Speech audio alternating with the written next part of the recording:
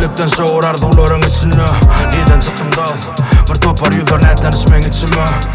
Halimizning dinglamada geçiver Erkim özüm yala öydüp durun baştan Bu zat yürekte insan oңormadım taşlap Her gün taza tanışlar men yadıdım Ömrü seyle çarkı tori adımım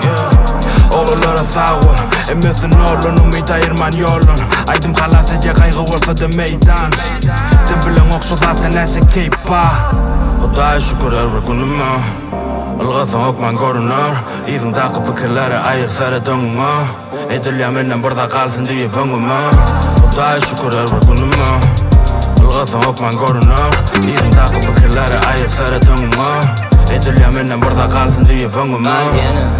Elini uzat varmasan Şu ülke dali koymasan İkinci sahifa yazacak para sığmasa İçimdeki duyguları ulunsamamsın yere Durmuş alıp bari ayak basılmadık yerlere Nire var yanım bilemem ben İstek diye heme verdi ben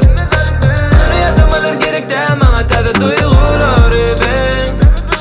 Ölümü yakineleme verdi kozi değil mi? Xudaya şükür her bir günüme Ilgısan okman görünür İzindaki fikirleri ayırsara dönüme Edilya menden burada kalsın diye fengime Xudaya şükür her bir günüme Ilgısan okman görünür İzindaki fikirleri ayırsara dönüme Edilya menden burada kalsın diye fengime Menden burada kalsın diye fengime Menden burada kalsın diye fengime Öyle şeydi Edilya edilene Seyci Tağda